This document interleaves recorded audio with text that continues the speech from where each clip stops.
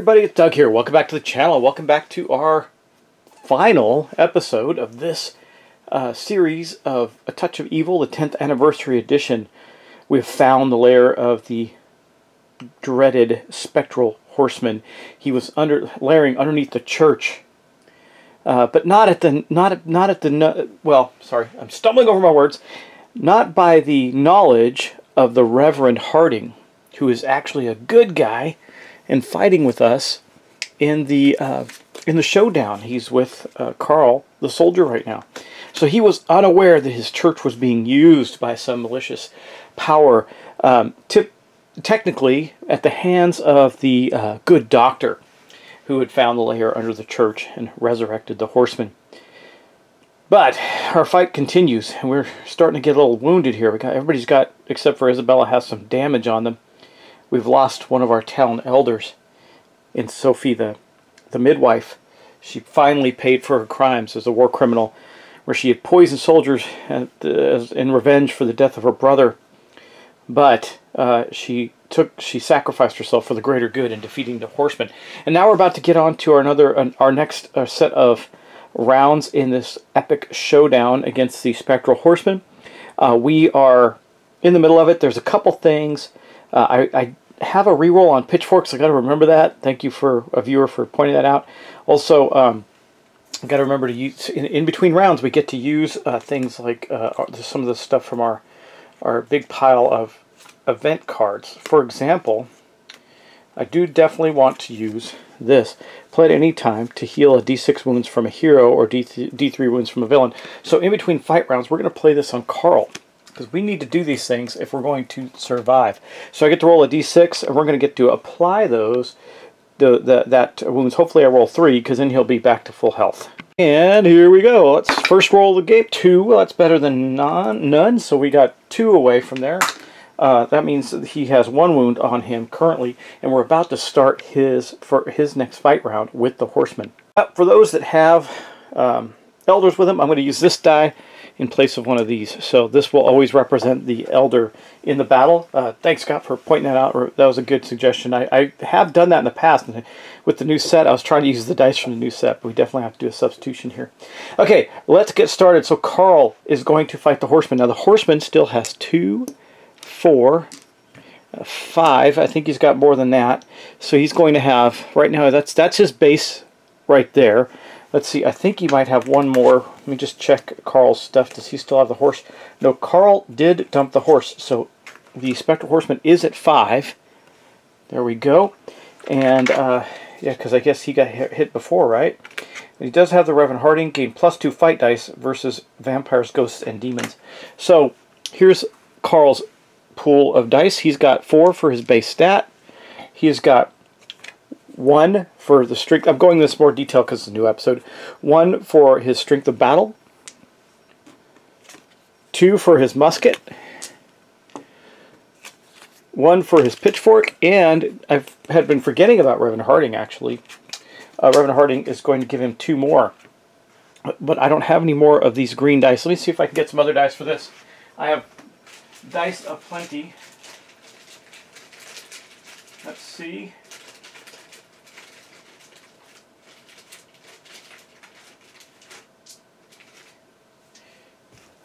These 2 red dice will supplement the hero dice because I need 2 more.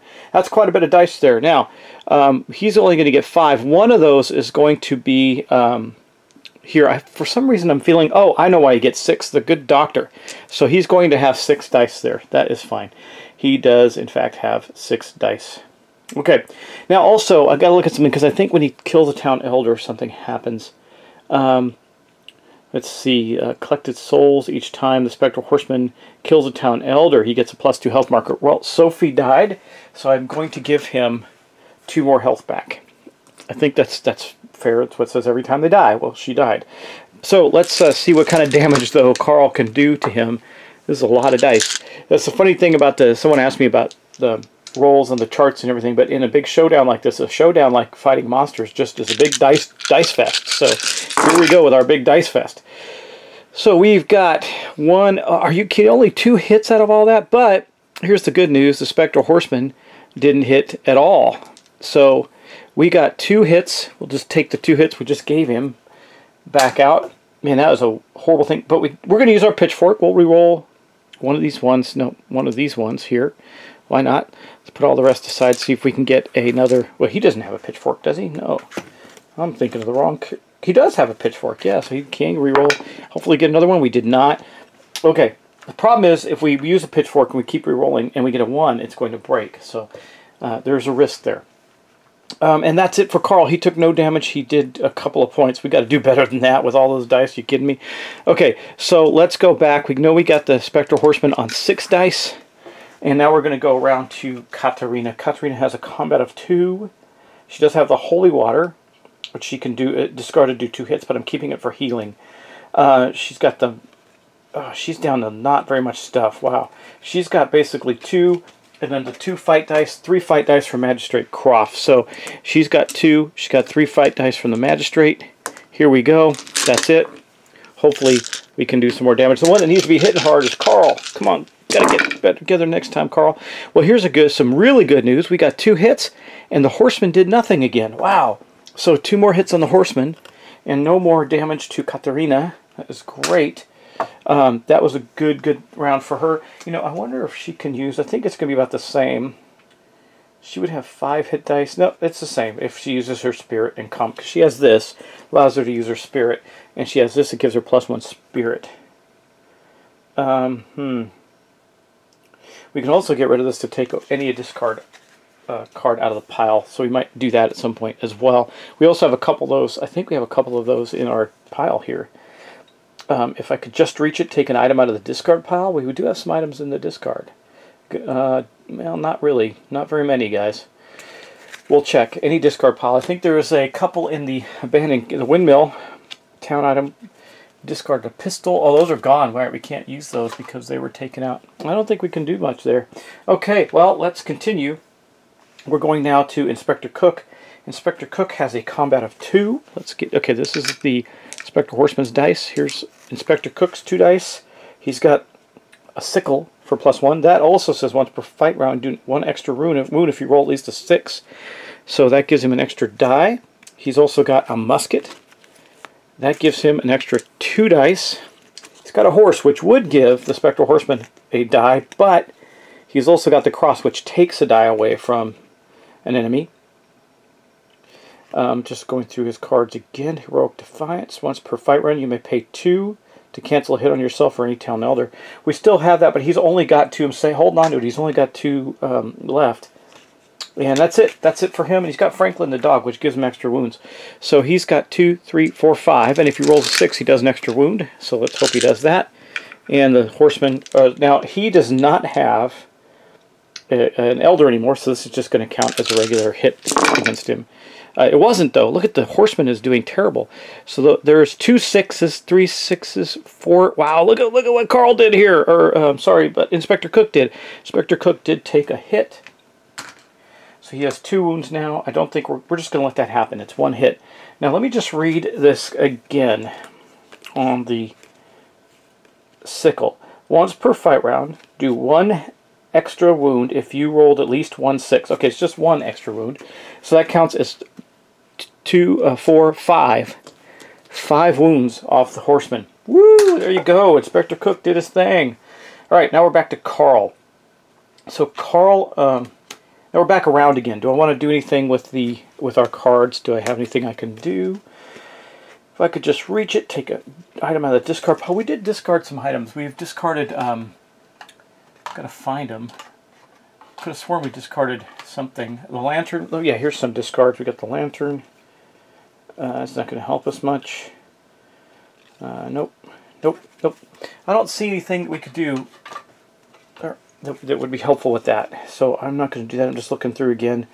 We got a couple of those, but they're not helpful, and the rest of them just aren't going to do us any good. You know, I can do this with Inspector Cook and get him some more because he's got that card to avoid damage. Give any hero or +2 cunning for the rest of the showdown. That's not good. That's not the one I was talking about. I was talking about...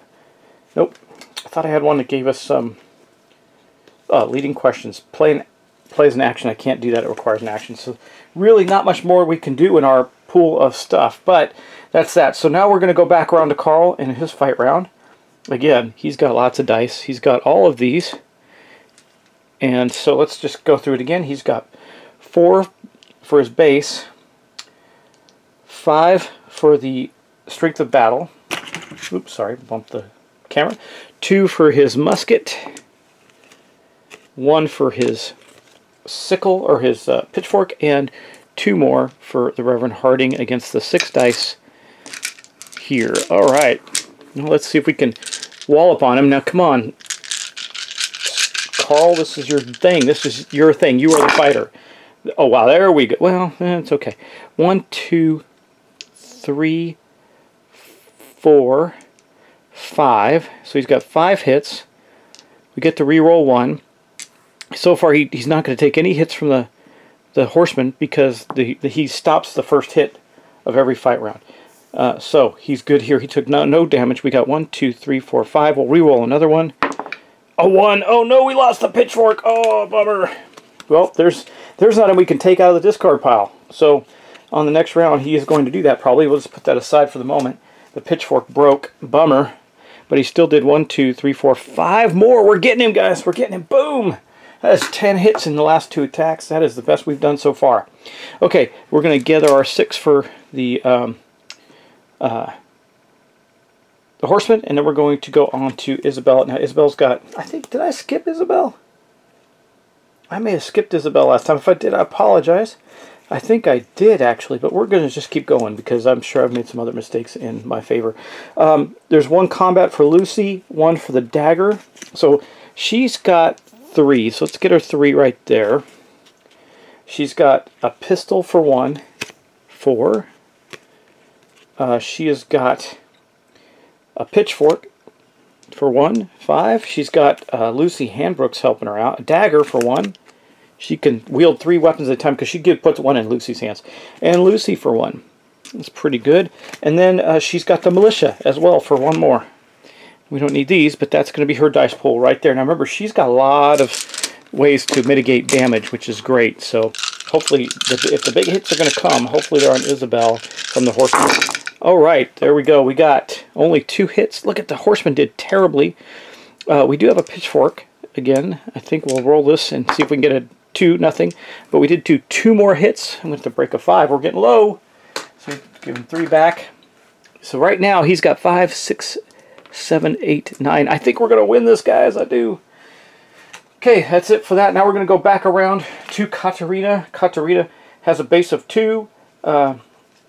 And the 3 from the magistrate. So we got 5. That's all she's got. So she's the weakest of our fighters, but she does hit on a 4, 5, or 6. You gotta remember that as well. Let's see. Well, there you go. She got 3 hits. Ooh, she took 3 hits, but not our magistrate. Can she take? She can not take 3 hits. So we have to mitigate some of that. She can. Let's see, what can she do? She's going to have to get rid of an item, unfortunately, to do this. But I think we have another knocked away, right? Oh, we don't. We don't have another knocked away. This might be our first casualty, guys. Our first casualty might come up. She did, however, do 3 damage to the horseman, so I'm going to take that off. There we go. Is there... Wait. Nope, we got it. We got it. I'm going to save her, but it's going to hurt. Here, Carl. He's got... I could do this to prevent 1 wound to any hero, but I like the cross. The cross is good. Heroic Defiance. Once per fight round, you may pay 2 to cancel a hit on yourself or another hero or town elder in your space. He's going to do that and cancel the 2 of the hits, or 1 of the hits on Katerina. That leaves Katerina. I'll show you in just a second. With 1 wound, she's almost beat. But he saved her just barely. I'm just going to roll this in here and show you. That's her current state right there, so that's pretty bad. But she did do 3 points of damage. The horseman's only got 6 health left, so maybe we can survive another round. We're up to Inspector Cook again, so we got the 6 dice. Remember, he doesn't have an elder anymore, so it's just 1 of the dice now. For him, he's got 2 combat. He has got the sickle. He has got... musket, and I think that's it, right? and the cross -1 fight die for the enemy. So we're going to take that out, and here we go. This is the roll for him. All right, we could get him in this fight. We could get him right here. We're probably not going to. Look at these rolls. Oh my gosh, I'm rolling good. There's 4 damage and nothing to the from the Spectral Horseman. The Spectral Horseman took a south turn. He is now down to 2, well 3, because we have to, even though the Reverend Hardy, I actually accounted for the Good Doctor. But the Good Doctor has 1 health, and so he will go before the Horseman does. But that's okay, because we almost got him. And as long as he doesn't kill another Elder, we're in good shape. So we're going to move, that was Inspector Cook. So we're back around again to Carl. Do I want to do anything else here? We really don't. Yeah, he wants to get his pitchfork back, so he's going to play this. Take an item from out of any discard pile, so we're going to play that to get back our pitchfork that he just lost. That's going to give him the dice fest again. So he's got all the dice. We're not going to count them out again. There we go. He's got all these dice plus these 2. So this could be it for the Horseman if we get lucky. The Horseman's got a total of 3 health left. I think we're going to get him, guys. I think we are. Let's defeat the Horseman. 1, 2, 3. There is the Horseman. He is defeated. This was a 5. This was a 5, guys. So there we go. Or 6. One of them was a 6. There, I think it was a 6-5-5. Okay. And we took 2 more hits on Carl. Carl will automatically block 1, so he took 1 more hit. It didn't even take him down. We don't need to do anything with the pitchfork, but let's just do it. Roll to see what happens. A 6. Now we overkilled him. We have defeated the Spectral Horseman. Took a lot of episodes, but man, whew, okay, well guys, here we go. Imagine the town of Shadowbrook is having fireworks and celebrating the defeat of this evil Spectral Horseman, and we took down his master, the person that was summoning him, the Good Doctor. Unfortunately, we lost some lives along the way, particularly in the form of the Handbrook family. All that's left is young Lucy, their daughter, who helped in the fight, directly helped in the fight against the Horseman, helped to take him down, not as a character, but as a sidekick or ally of Isabella von Took. Additionally, all the rest of the heroes, Katarina, who is an outlaw by trade, has been welcomed back to the town of Shadowbrook as a hero and celebrated, even though she doesn't like that. So, shortly after having some, throwing back some ale at the inn with her allies, Inspector Cook, Carl the soldier, and Isabella, she wandered off into the night, got back on her horse, and headed back out to do her banditry, which is what she favors. Yeah, so what a good thing. The person that did the killing blow to the Good Doctor was Carl. Carl, as the Spectral Horseman was was just on his last leg, he charged forward and drove that pitchfork into the guts of the Good Doctor, taking him out, which was the last breath, the last bit of power holding the Spectral Horseman to our plane. And he was defeated. Amazingly enough, suddenly all of the jack-o'-lanterns around town faded out of existence and disappeared that were causing us problems. The ghost soldiers and the cavalry all fade away into the night. What a win. What a victory for us. It's pretty awesome. The town militia comes to celebrate with everybody, the townsfolk. Again, there was some death. We also lost a great sacrifice by Sophie, the midwife, who atoned for her war crimes against the people that drove her to hide out in Shadowbrook as a lowly midwife. Well, not lowly midwife, but you know what I mean. She was a medical person in the war who then had to just go be a midwife in a little town called Shadowbrook, which tends to be plagued by bad things all the time. So that's that, guys. Thanks for watching. Thanks for subscribing. This was a very, very long series, and we are at its end with a win, a victory against the Horseman. It doesn't always go that way. Our dice rolls in this round were so good. It was unbelievable. Could have gone the other way. It could have been with the Horseman rolling all good and us rolling all bad. And interestingly enough, our heroes weren't in good shape. I mean, he was going to be okay. He had 2 more to hit, but he only had 1 more left to go, and she had 1 more left to go, and that was that. So it was a close call for our great heroes that took on the Horsemen. They came out of this weary and battered, but the town took care of them, celebrated them, gave them lodgings, and helped them recuperate. Even though they don't have a doctor or midwife anymore, they probably found somebody that knew maybe a town vet or something that took care of the horses, helped tend to their minor wounds, etc. in the town. So, guys, what did you think of the epic Spectral Horseman? Now, there's a bunch of objectives for him that we didn't do that are super cool. We had the Fortify the Town one, and we also had the one that Carl got, which was the Break the Hateful Curse, which we were able to do both. But there's several more. There's Find the Rider's Skull. That's a cool one. There's Discover the Pattern of Deaths, which is another one. This is kind of like out of the story, right? And then there's Chop Down the Blood Tree. How cool are those? So I'm not going to read them to you. You can read them on your own if you want, but I wanted to show those to you because they represent some other things that we didn't get to see with this particular villain. My hope is that Flying Frog Games, and I think they are doing this, is going to put out a series of additional packets for epic villains, because that's the way to go with this game. You want to talk about something that enhances this game, it's giving those villains that flavor and that tone, because this is really about the story you build over the time. I mean, you visit, mechanically it's pretty simple. You go to the corner location, you either pick up an item or you encounter something that tests you, that you roll a test on, or you fight something. And that's true of most of the game. It's really pretty straightforward when it comes down to it. You collect investigation, you do all these things, but there's all these little things that happen. All the cards are different, and it basically builds a narrative. And that's what I really like about it, is the narrative that gets built. And this epic Spectral Horseman makes it better because he builds a narrative on the narrative, like the jack-o'-lanterns around town. How cool was that? The spiked skulls, that we didn't have this happen very often, but sometimes they spawn a lot of enemies. The fact that the horseman had these two special items, the Hell Gloves and the Horse Chase, and we didn't get through all his epic encounters. There was quite a few more, guys. There's Thunder. I'm not going to go through them because you can save them for your own thing, but there's a weapon. There's these Thundering Hooves. We didn't even encounter these. Midnight, and of course I just put the Jack-o'-lanterns back. Midnight's his horse. There's all these things that we didn't see yet, and that's so awesome because it makes them not only replayable, but again has a more involved storyline around him, which is very, very cool. Plus, his cooperative chart, or his minion chart, is much, much bigger, with 12 things that can happen from his chart. Not to mention the advanced cooperative mystery chart.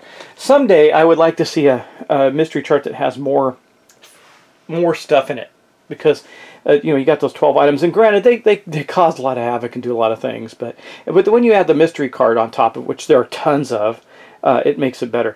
Now I have the unfortunate task of trying to reorganize all of my Touch of Evil stuff into the 10th Anniversary Edition box, which tore on delivery. I'm really not thrilled about that, but I can fix that. That's not a big deal in the end. However, it is going to get put away. I'm going to see if, I think it's supposed to be meant, if I understand it right, to be able to pack everything from all the expansions here. I don't know if it will. It looks like I think I have too many cards, but I got to go through the old series and get rid of all the base cards because they've all been replaced here for the base game. So that would save some room.